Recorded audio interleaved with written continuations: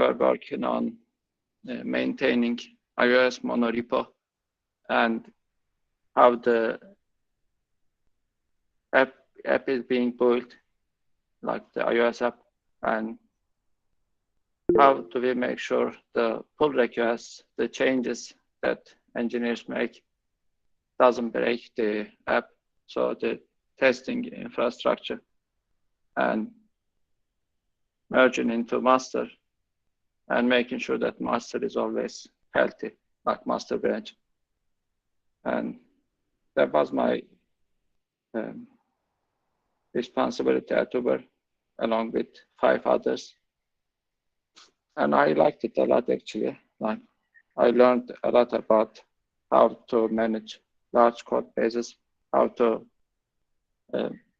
can like 500 or 1,000 software engineers work on the same code base and doesn't break it. And then I switched to Databricks, and it's completely different here, like my responsibilities is. And I'm in a team called Billable Usage Infra at Databricks. Yeah. And here we are responsible for calculating how much each customer needs to pay us and share this information with them and with cloud providers in low latency. And it's kind of challenging, I mean, because it's money. If you make errors, like, then you need to correct them, and it's not good for the company. And you need to have a lot of tests to make sure everything is working all the time. I think the lab has also joined. So far we were just talking, but feel free to ask any questions. I see there are some questions already in the chat. What do people do in backend? We learned that we implement controller services, but in the real world, what do we actually do in backend? Yeah, sometimes it is very similar to what you learn, like controllers, and basically the life cycle of a request. It comes as a HTTP request, either JSON or a proto, and you transform it in a couple of ways in multiple layers, and then you save it into a database. Basically, that part is very similar to what you learn in school, I think. But then the difference is, I think, productionizing code. Like, there will be outages for sure, like you need to have alerts, and you need to be able to keep change logic, and you need to do migrations about existing elements in database. And basically, what is different than SQL is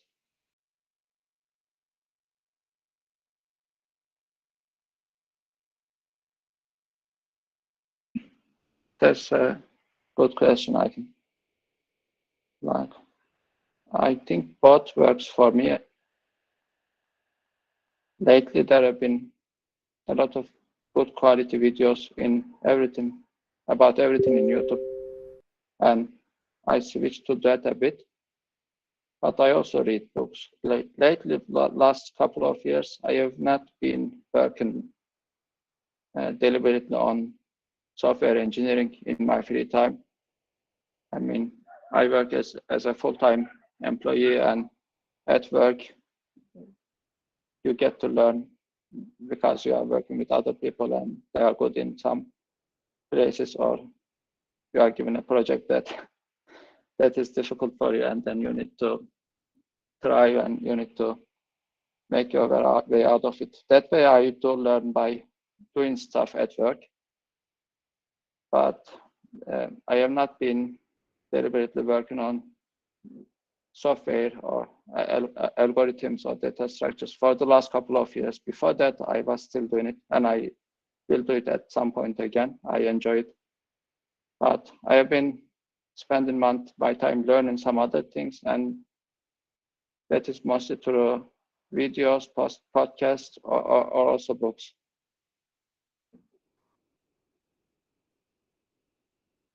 Did you continue to practice competitive programming after you get a job? Is competitive programming only for interview?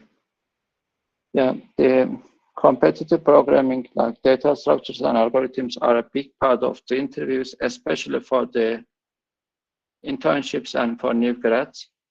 I mean, as you probably already know. And some people just learn enough to do that. I mean, just learn enough to solve lead code problems, let's say lead code, most medium, and some hard problems.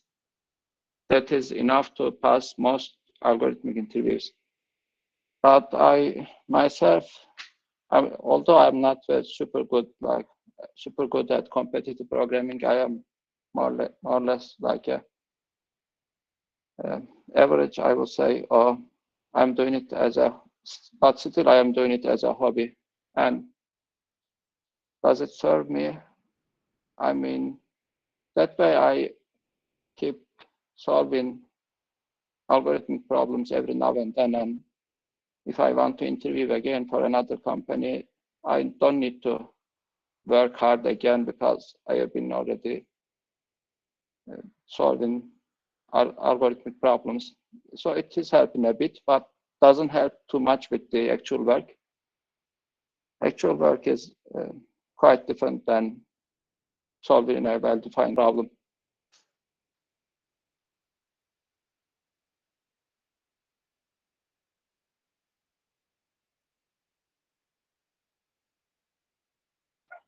You know,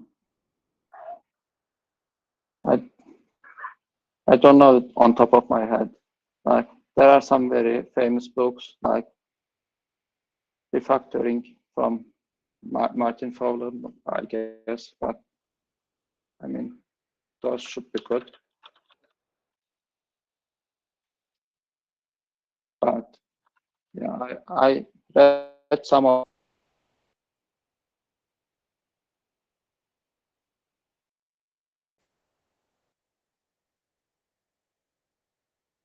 read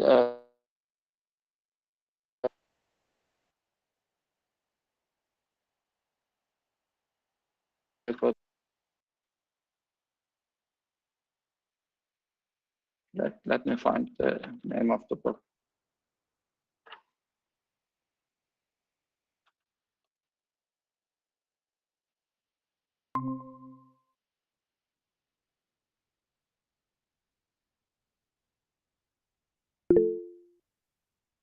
Yeah, Designing Data Intensive Applications. I have that as well, and I will read it. And that I would suggest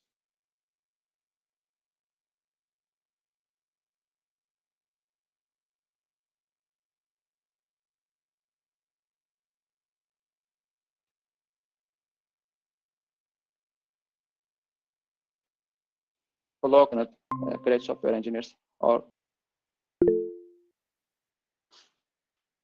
yeah, what is an important skill we need when we join the workforce as a software engineer? Yeah, I would say the most important one is not coding actually. Coding you need to be able to understand and do at a good level, but the most important is communication. So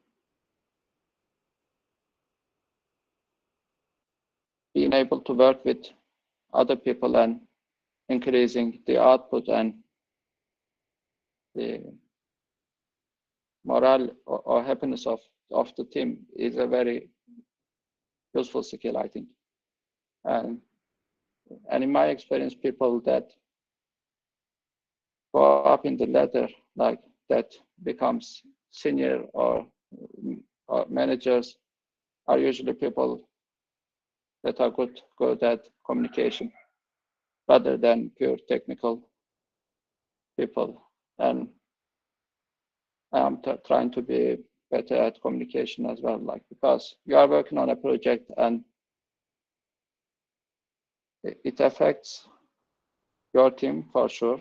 It affects product managers, like you need to talk to them, and it is touching customers. You need to understand the product, and you need to be on top of multiple threads when you are driving a project. You need to be, you need to reach out to people and let them make progress on their part. And basically a software engineer that can increase the productivity of people around him or her is a very good software engineer, like, rather than just contributing individually.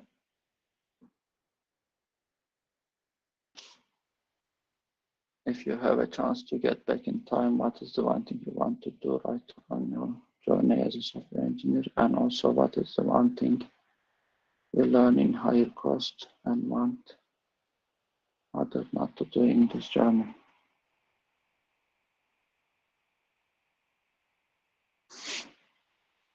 Yeah, I mean, if I went back in time to high school or university, basically I would study more and I would do similar things, but just do more of it, or just would try to be better than I was. And also, when I was in high school, I had a feeling that this is common in software engineers, that other people are very smart and I am kind of inferior. I had this feeling when I was in high school also. I sometimes, like, this is called imposter syndrome, and it is common for among Google employees, among very top level people, because their teammates are also smart, and they, yeah, I would be more confident, I think. Like, if you work hard or if you keep trying, you're most probably going to succeed. It's not always, I mean, and not every subject is for everyone. I wouldn't say I can just work hard in any topic, or like playing a musical instrument and I would be very good at it. I might or I might not, I mean. But in most areas, if you work hard, you will be very good at it. And you would understand, like, if you enjoy the thing you are working on or not. So I would work harder and I would be more confident in myself. Yeah.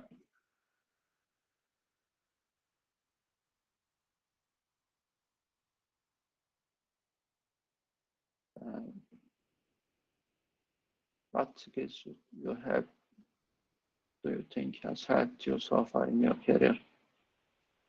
Like, to start to my career, competitive programming definitely helped to pass the initial interviews, and to find the interviews, that is also difficult. Knowing people at big companies helped a lot, and I think you are also lucky in that sense, because Emre has lots of friends in Western companies, in big tech companies, and can fix you up. That's also a challenge in the beginning. And other than that, yeah, I think the most important skill is just working hard. Yeah. And then you can learn what you need to do at the job, and you can manage it. How about this to change a simple project like school projects into production level application? If so, how should we start our projects? Yeah. I mean, there is no simple answer to this, but I would say just start productionizing your project as it is.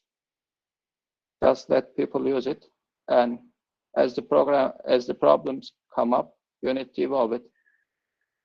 Like if you have more users, it will become slower. Then you need to solve that problem. They basically go iteratively. Like you don't need to spit out the best project to begin with. Also, this good mentality. Like at work, most of the time for most companies, good solution today is better than best solution tomorrow. So basically, have something that works 80% of the time. I mean that aims 80% of the bullet points, and then start with that, and then along the way you need to keep updating.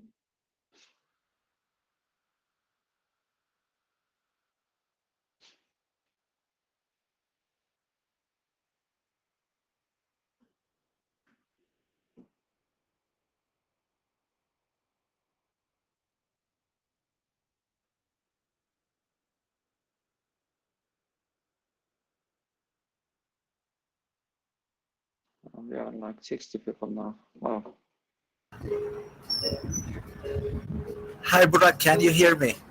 This is Emre. Yes, I do. Burak, I'm really sorry. Today I had a visit to Turkish embassy and it took longer than expected. That's why I joined late. I'm sorry for the delay, but so far I think the team has been doing really great job in terms of asking questions, and you have been giving very thoughtful and insightful answers. So thank you very much.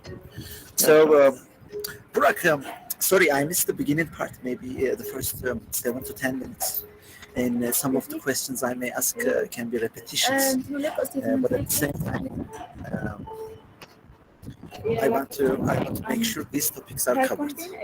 So, first of Burak, when you were a student, you had some ideas about what is coming on your way when you start working. And after you start working, you have also experienced real software engineering. And what was really different if we compare your expectations and the reality? Thank you. That's a very good question. So basically, when I was a student or doing projects on my own, I would write a code quickly and it would work for the case I expect, and I would just be okay with it. But you start, especially at a big company, and you are given a task. So you're going to be good. And then you get lots of comments, pull request comments, and then you need to write tests. So basically you spend 4x more time than you expect in your tasks at the beginning. That was different for me, like making sure your code doesn't break anything existing, and adapting to a large code base. Also, my job at Uber was very agile, so we were a quick team, small team, and we didn't have a structured, like a sprint or any kind of other structured project management method. We were just working on the tasks that we thought helpful. In that case, it was similar what I expected, but just the code size and the impact of your changes on other parts of the project is unexpected and is a bit difficult in the beginning.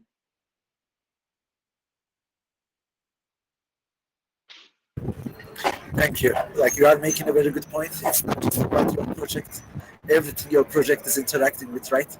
They are also observing some changes. that you make. Very true. Very cool. And Burak, one thing that we are struggling to understand the importance of at A2SV, or in general, let's say, as new grads or continuing students, the importance of documentation and code reviews. So in professional development life, would you like to say a few words about why, how they are handled? Yeah, I would say the code review, for example, is very important. Basically, it is another person looking at your code and making sure that it is going to work. And you can easily miss a point or two, and it is not to be ashamed. I mean, it is normal. And code review basically improves the code quality a lot. Having one required approval, I think it should be mandatory in all of the companies. And then also responsibility also goes away, right? I mean, if your code breaks something that is approved by the team, and it is the team's responsibility, not yours. And apart from and for the documentation, I would say in code documentation, like explaining functions or things that you are doing in the code, I'm not a fan of it, but in some places that are very difficult to understand, they are helpful. But I'm not a fan of putting comments in all over the code. But if that is the practice in your company, that's also good. But the documentation that explains the processes that you need to do to fix something in the company, or design documents, for example, are very important.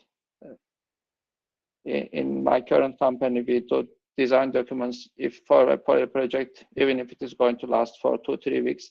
Even for small projects, we have design documents. And then later, people that are not on board with the project can go ahead and read those design documents and can have an idea of why the things were done the way they are.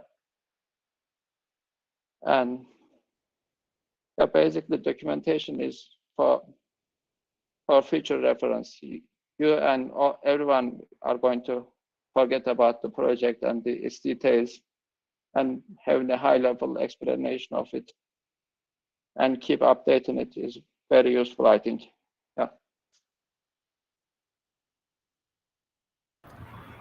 Thank you, Burak. And the next question comes from Tesfaye, and it has two parts. So the first part is, how do we know where is our potential's limit, and how can we reach there? Is the follow-up. Thank you. Yes. If the question is, for example, competitive programming, in competitive programming, there are oftentimes you feel like you don't make progress, and even though you work hard, you are just at the same level like compared to a month ago or a couple months ago. So it works like then you keep working on it and you make another jump and you get better at it. So knowing what is your potential and what is your is very difficult, I would say, and you can learn it in years. But basically, to reach your potential, I would say work on the things that are difficult for you, that are just at the edge for you. Just don't keep repeating the things that you can already do, and don't try to do things that are very difficult for you. And just try to work on the things that are at the edge of your abilities. Yeah.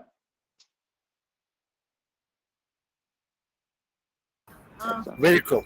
So basically, constantly challenging ourselves with things that are within our reach, not too far, not too difficult, that are going to disappoint us, or not too easy that is just repetitive. And by doing it, we don't gain anything. Yeah. Very cool. And the next question I have, Burak, is so you had some experience in Uber and you also had some experience in Databricks. And these are different stage companies. So you've been at Databricks and you've seen the hypergrowth, how the company quickly gain more value and increase their headcount. So when you compare these two companies, so maybe what was the best at Uber, what is the best at Databricks? And likewise, what was the worst at Uber and what's the worst at Databricks? Yeah. That's a good question. When I joined Uber, it was already a very big company. It had around 20,000 employees and around 3,000 software engineers. So it was a very big established company. And for example, just the developer infrastructure dev tools team in general was around 250 engineers at Uber, and the team I was a part of. And we had resources and time to work on long-running projects. And so we were not working on solving the immediate problem most of the time at Uber, but we were developing something for 3 months or 6 months. That would add value, and it doesn't have to yield results all the time, but and you can cancel the projects along the way. But it was more like a less stressful and long-term work at Uber, which is, which you asked what was best at Uber, and I think that was quite good. In Databricks, it's kind of the opposite. When I first joined, all of the Databricks had around 240 software engineers. And the company is growing, doubling every year since it was founded in 2013. And I have been at Databricks for 2 years now. The number of customers we have is 4 times higher than when I first joined, and number of employees are also 3 or 4 times greater. But Databricks is still in very early stages, and basically among the very high priority projects, like among the things that needs to be done for sure, we select a subset of them every quarter and we work on them. And we are not able to plan ahead too much because the business priorities change quickly from top down, and we don't have capacity to work on everything. And the on-calls are like the dealing with production outages at Databricks is more difficult because all the systems are just emerging. So it is in the end more challenging, but this challenge is also good. Challenge is not something bad. I'm not saying that the Databricks is worse than Uber in that sense. So it's just different and more challenging, which is a good thing. But the best of Databricks, I would say, the executives, the CEO and top-level executives are very smart, very hardworking, and very honest people. So they share all the information with the employees they can, and they are always honest against the employees. It was not completely the case at Uber, honestly. And I like that, basically. I think that the company is well managed and is going in the right direction and is growing fast, which is good for employees as well, because most employees are given stocks in the company, and if the company grows, you get more money as well. And I think that is the best thing at Databricks. And worst of Databricks, I would say, some of the tooling is not mature, and when you are working day to day in your projects, many things may not work, and you need to reach out to the respective team and ask them to fix it or work around it. So it's sometimes it becomes frustrating, not always.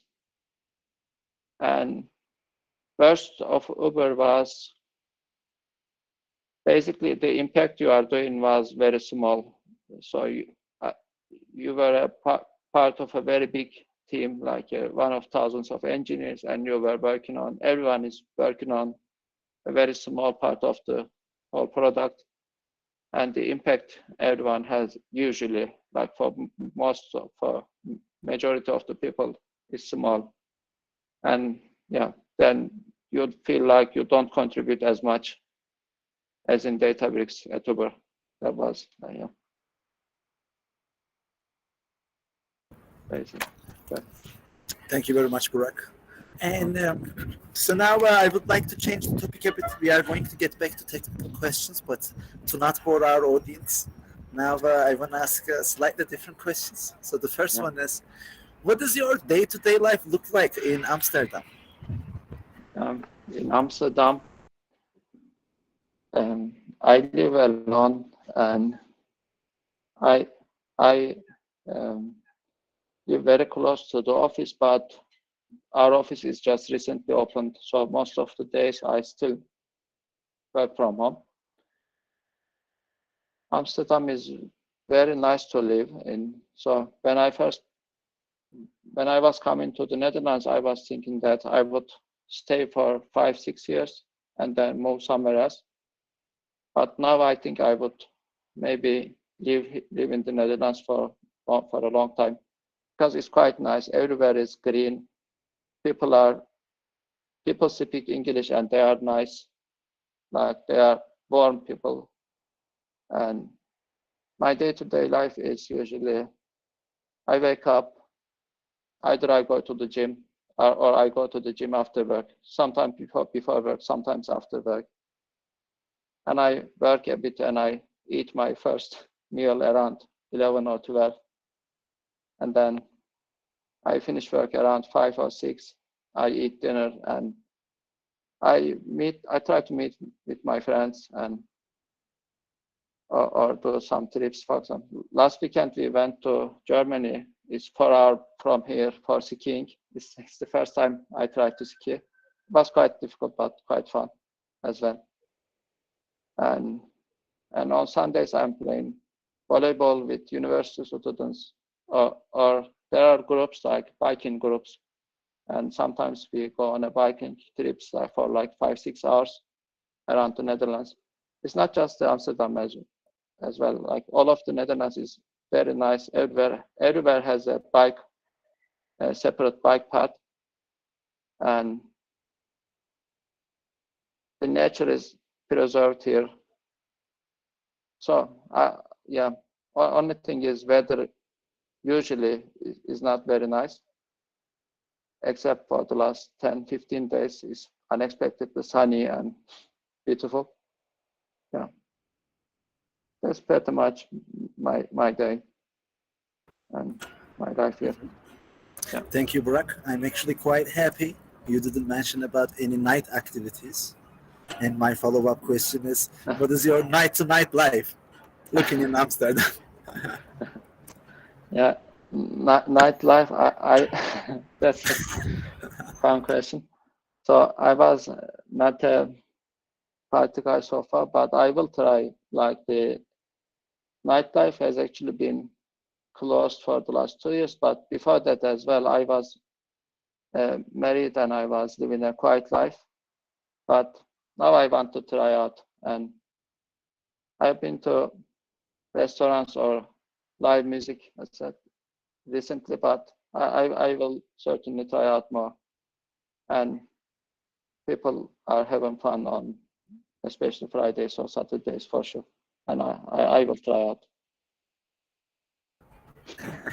Cool. In our next Q&A, we would love to learn more. Yeah. All right. So now let's get back to technical questions. So we have 3 of them. The first one is from Abenezer, and he's asking, what is a rare, like, killer skill in software engineering? And so in what specializations there is high demand? In what software engineering specializations now it is hard to find good hires? Yeah. It's a good question, but I don't know the answer, to be honest. What is a rare skill? Like, I'm not thinking of the people I have worked with so far. And I would say one teammate at Uber was the most productive software engineer I worked with. And I'm thinking of what was different about him. So he was very practical. I mean, he didn't waste time about long discussions on the project, but he was very able to determine the direction of the project. And he was not always right. I mean, nobody is always right, but most of the time he made sense, and he understood the tools and the technologies we use deeply. And he was very good at, for example, he was contributing to C++ compilers, and he was very good technically, and he was managing our team, not a people manager, but a technical manager, tech lead. And when we were stuck on some part of the project, he was very able to unblock us quickly. And I think that is rare.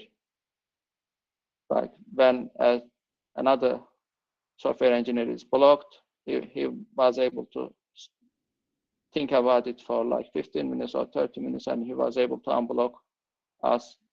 I think that is quite rare and would be in high demand. Thank you very much, Burak. Yeah. And any comments on, like, which areas, which specializations in software engineering at the moment are in high demand?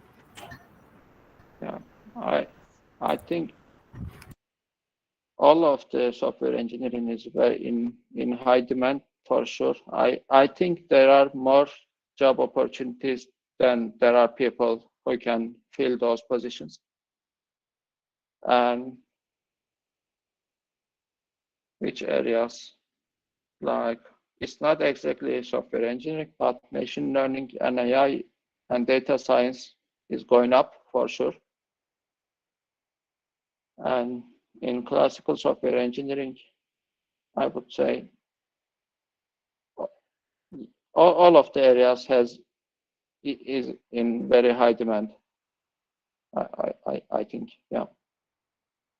I wouldn't pinpoint a specific skill or a team. Like, backend is good, front end is also good, infrastructure is good, but developer tooling is increasing in all of the companies. And yeah, I would say in general, software engineering is in high demand. And everything, yeah. Thank you, Burak. Yeah. And so the next question is from Yalet, and he's curious, for how long in the future you have planned so far? Like, do you have an horizon of the next 2 years, next 5 years? Yeah, good question. I usually don't plan more than 2 years in the future, because I think that I basically can't know what is going to happen in more than 2 years. And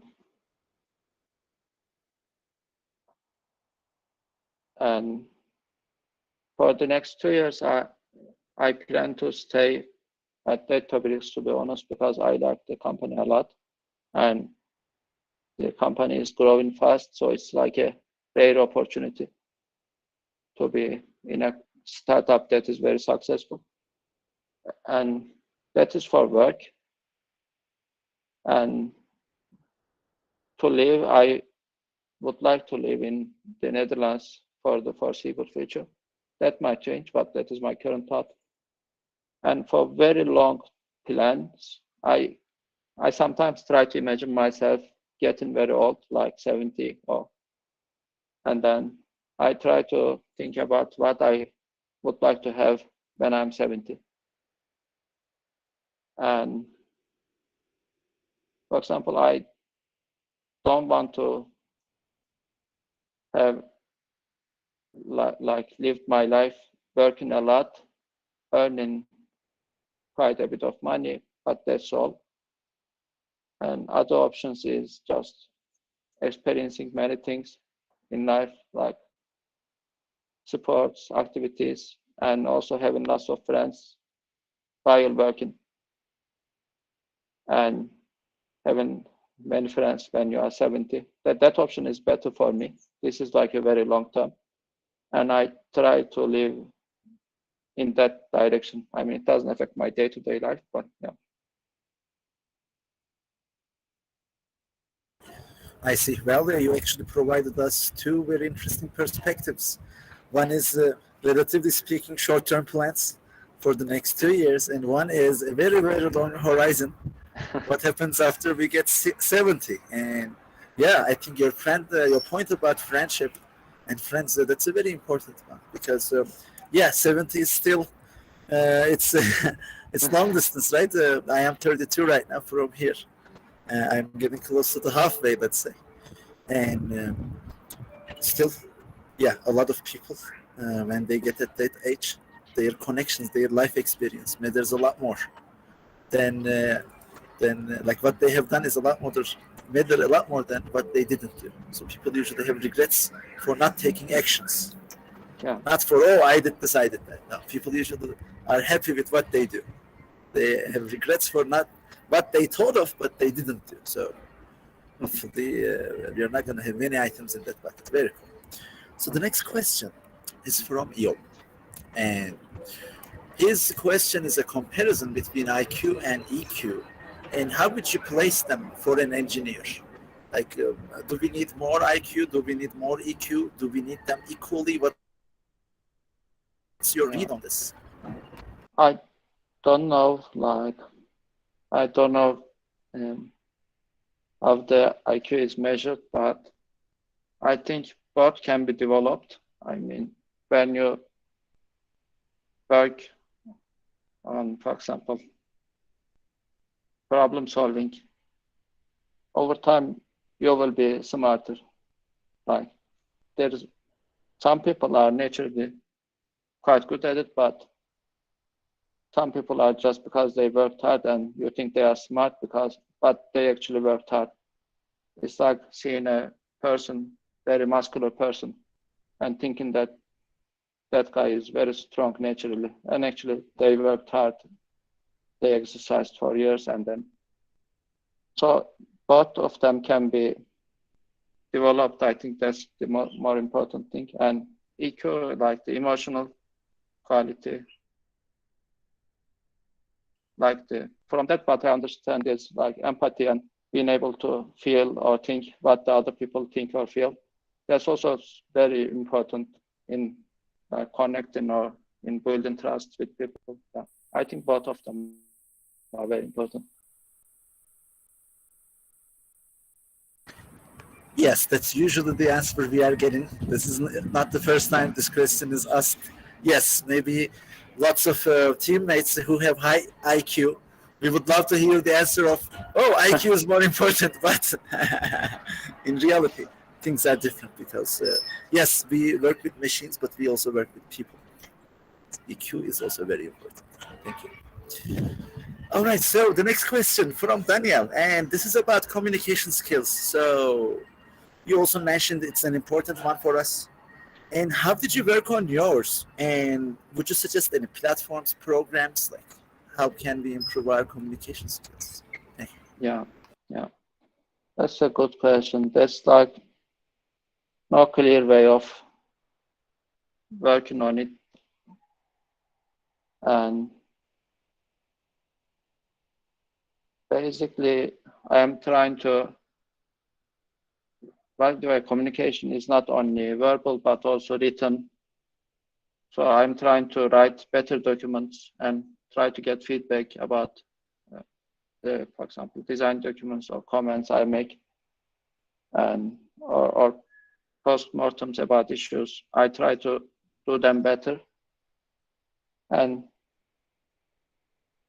also a lot of oftentimes the software engineers, including me, are just shy and don't talk too much about the work they are doing, and just talking more about the things you are working on or the problems you are having and be clear about everything, and the expectation is just going to make it better.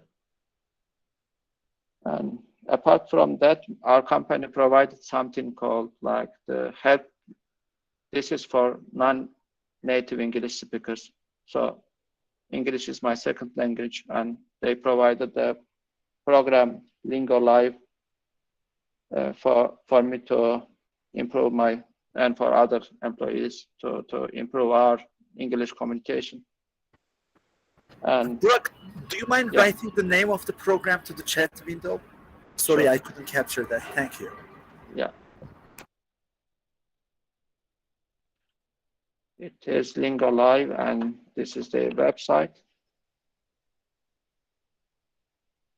I meshed with a teacher there first. It didn't work out well, and I meshed with another teacher. It was 1 hour per week for 30 weeks. The second teacher was super good, like an old English lady, and she was super good at communication and body language. And I learned some things from her, for sure, like many things from her.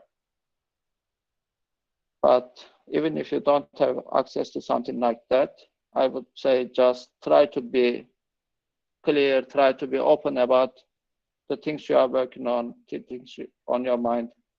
I mean, don't assume that people understand you, or just tell and be explicit. Yeah. Thank you, Burak. And so at A2SV,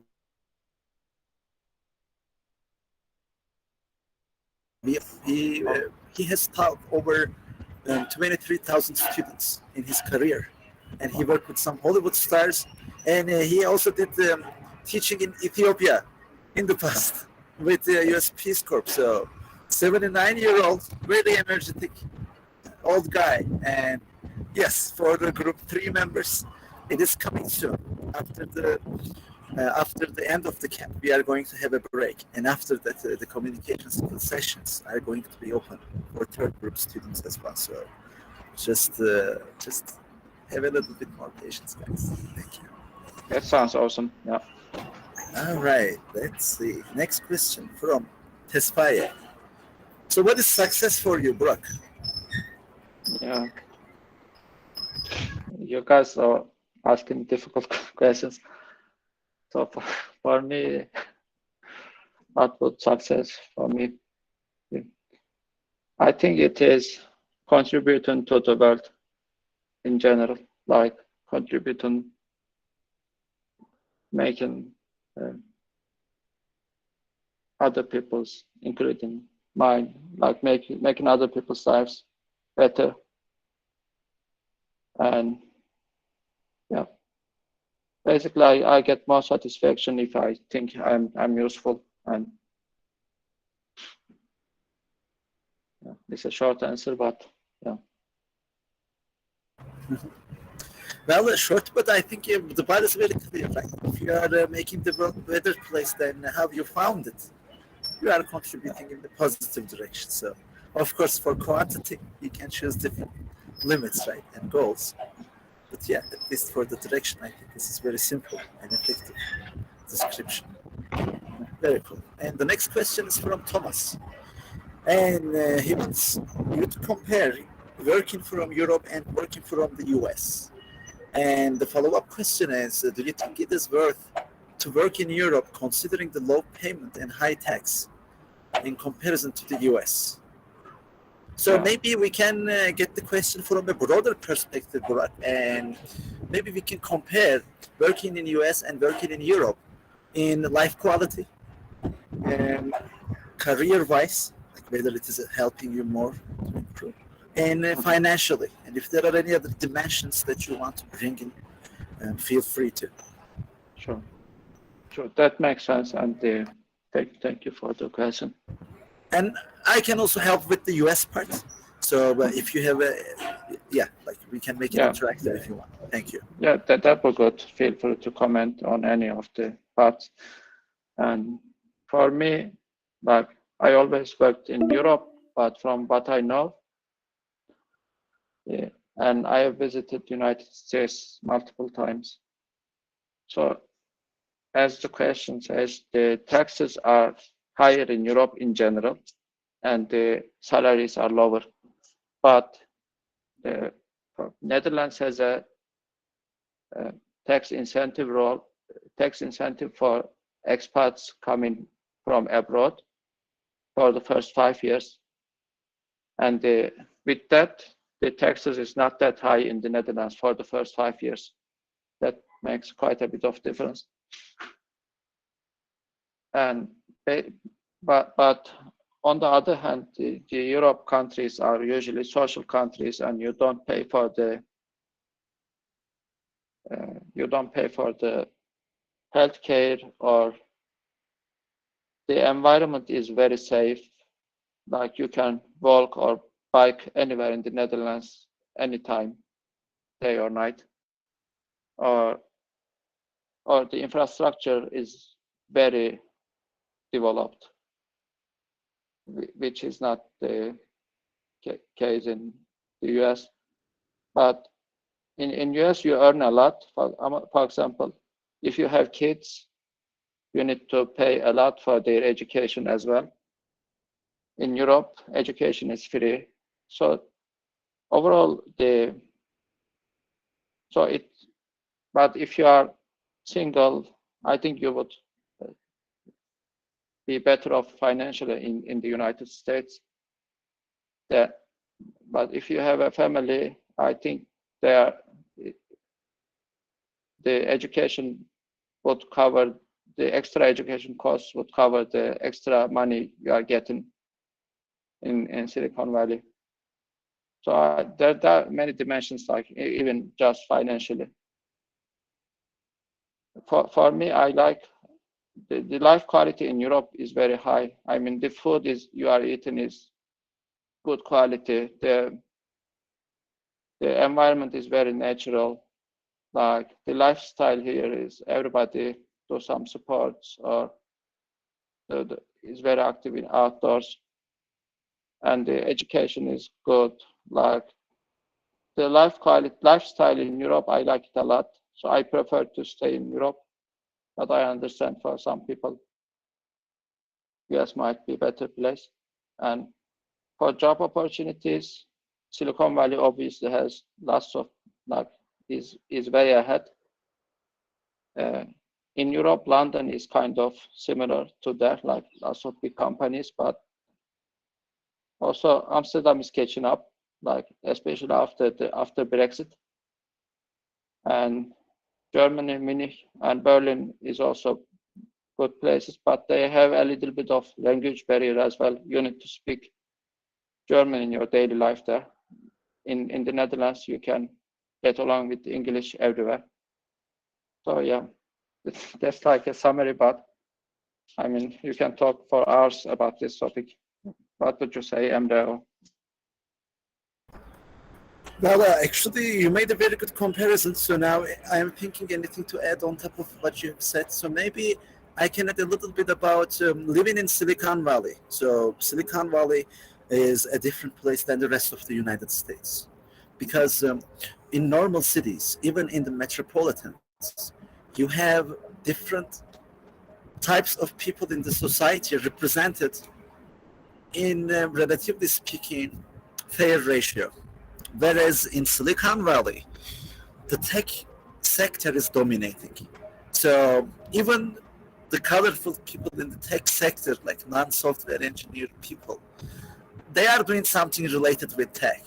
So you may see non-engineering people that are working for tech companies in different roles, like recruitment, human resources, sales, marketing. So for that reason, life there, it is mostly dominated by tech sector. Let's say you go out to a bar, you meet new people, they are working at different companies, solving different problems, but at the end of the day, they are in the tech world. And this has advantages and disadvantages. Advantages because you can spark ideas very easily. Because if you are brainstorming with a nurse, with a teacher, I don't know, like with a driver, it's a different conversation than if you are brainstorming or if you're having a conversation with an engineer, a techie person. So that's why I would say in Silicon Valley, you can make networking a lot faster and you can stay focused and up to date on recent information in the industry. Plus, since many companies choose to have their HQs there, you also have more seats available. Just to give an example, Google has 8.5 to 10x more seats in the United States for internship than EMEA, because it's a US-based company and their HQ is located there. And if they have more engineers there, obviously they'll have more internship opportunities there too. So those are the different parts, I would say, about Silicon Valley. And in terms of weather, also, it is hard to beat California, guys. So even Northern California has a lot better climate than Europe. In London, maybe I have enjoyed 2 months of weather, and in California, I don't enjoy the weather for 2 months.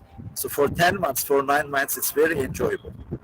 And like within 30 minutes of a drive, you have many parks. I guess Amsterdam might be similar. It's a green city, right, Burak? So there must be a lot of natural beauties there too. Yeah, everywhere is like there are parks everywhere and it's green. Some of them are natural, like the Netherlands is completely flat, so there are no mountains or even small ones. But in terms of weather, we have a joke here. Also, we share the joke with the British people. So it's like we have 9 months of bad weather here and 3 months of winter.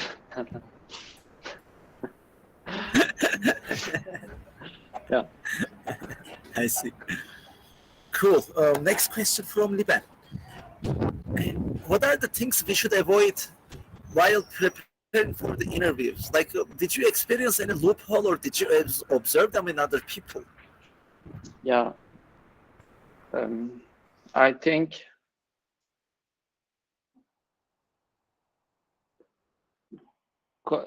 while preparing or during interview, communication is very important. Like communicating what you are thinking, your thought process with the interviewer. Also listening to the interviewer is very important. So some people communicate a lot but don't give enough attention to the hints interviewer is given. So both listening and communicating is very important during the interview, and just be confident. And so actually if you don't succeed in an interview, it's not, you can try another one. You can study again and try another one until you get to succeed in one of them. So thinking that, and I would say don't get too excited. I see that in candidates sometimes they are very excited and their performance is reduced because of that.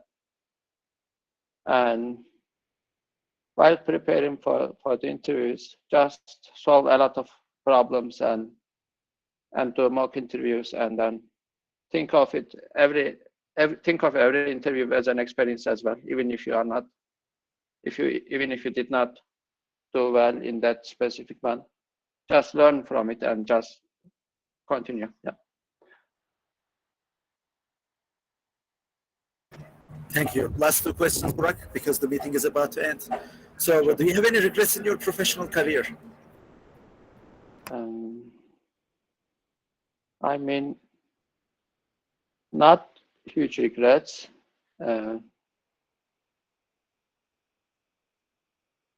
one time at Uber, I needed to push back to my manager. He wanted me to write a document over the weekend, and I refused.